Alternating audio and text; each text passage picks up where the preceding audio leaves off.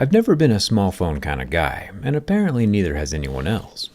Today we have the Zenfone 10, the supposed last living small flagship phone made by ASUS, which also makes the ROG gaming phones, of which about 50% fail my durability test.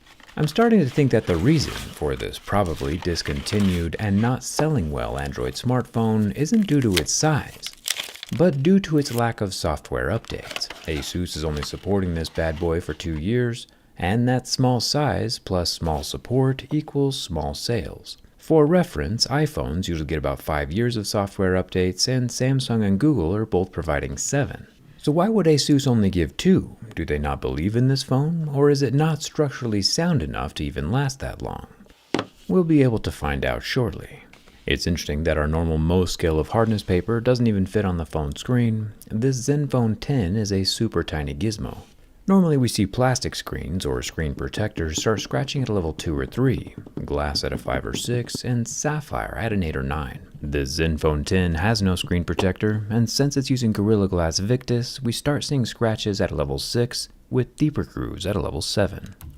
Super strange that the 32 megapixel front-facing selfie camera is scrunched all the way over on the left side of the screen. Still protected by glass though. The unsymmetrical placement doesn't bother me personally, but I imagine it might take some getting used to. There is a larger earpiece grill up top, but it appears to be securely attached to the phone and will not be falling out on its own. At least not within the 2 years of support that the phone receives. The sides are made from aluminum, with a fingerprint scanning power button, which we'll come back to later. The volume rocker is also aluminum, and is not removable from the device. The top of the Zenfone 10 is still metal, with a nice little headphone jack. Very interesting considering the IP68 water resistant rating. At the bottom of the phone we have our SIM card tray, 30-watt USB-C port, and the lower stereo loudspeaker. The SIM card tray does have a red rubber ring to facilitate the water resistance, and is dual-sided for dual SIM cards. Speaking of dual objects, there are dual camera lenses on the back. The large upper circle is the main 50 megapixel camera, which supposedly has some crazy OIS going on. Hopefully we'll be able to see that in a second. And the lower circle is a 13 megapixel wide angle camera, both of which are protected with glass. One of my favorite parts of this phone though is the back rubberized textured plastic panel. I wish more phones were made like this. It's easy to hold, has less parts to break, and extremely easy to draw on. You might think that the national animal of Scotland is like a sheep or something, since that's how they make all their bagpipes, but it turns out, and this is 100% true, the national animal of Scotland is a unicorn, which makes those of us from the rest of the world seem kinda boring. The screen of the Zenfone 10 is a respectable 5.9 inches, it's 144 Hz, 1100 nits, and 1080p, and it'll last for about 30 seconds under the heat from my lighter. But alas, the Super AMOLED screen succumbs to the heat and is permanently damaged. I would recommend against taking a lighter to your screen. As far as the fingerprint scanner goes, I was able to set my fingerprint, but after being set, it's still pretty slow to unlock. And after adding some additional scratches, it maintained its prior slowness, but is still functioning. Now for the bin test. I was rather optimistic for this one, since the smaller form factor and thick frame should help with the structural integrity, and indeed it does, even when bent from the front and the back. It helps that there are no antenna lines in the middle of the frame to compromise that structural integrity, and even though no one wants to buy it, the Zenfone 10 survives my durability test. Thumbs up for that. If I had to pick my favorite part of this whole phone though, it would be how incredibly simple it is to get inside. Definitely a contender for the most repairable smartphone of the year. The plastic back can be very simply separated with just a razor knife. No heat, no cracked glass, just a gloriously shiny milled camera lens housing. You can see the machining marks on the underside of the lens. ASUS put 9 black screws in the top of the phone housing, and 5 silver screws holding down the loudspeaker over the charging port. There's a 15-watt wireless charging coil that comes off with those upper plastics.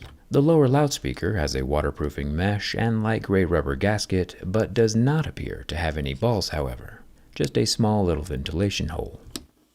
I'll unplug 2 of the long extension ribbon cables connecting the motherboard to the KB board. If anyone can tell us what KB means, that would be great. The battery is also unplugged at this point, and I'll remove the dual SIM card tray, which allows the tiny KB board to come away from the phone. leaving the charging port ribbon and the minuscule coin-style vibrator motor still inside the phone body. The battery can also come out at this point.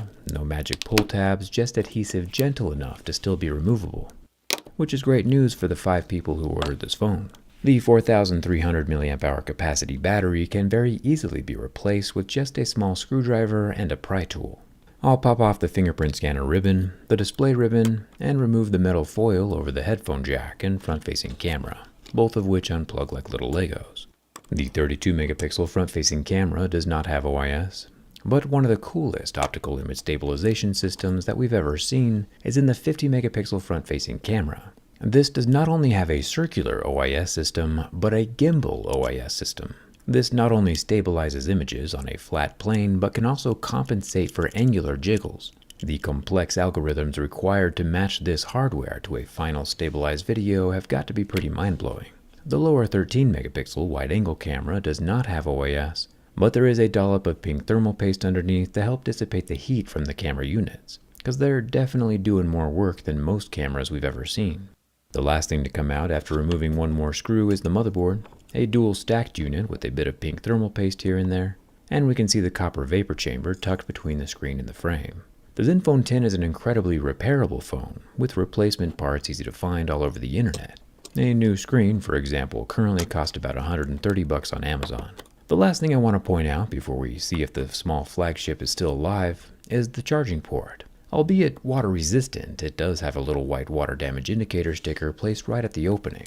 ASUS has also placed another white water damage indicator sticker next to the SIM card tray opening to tattle on you if the phone ever gets wet.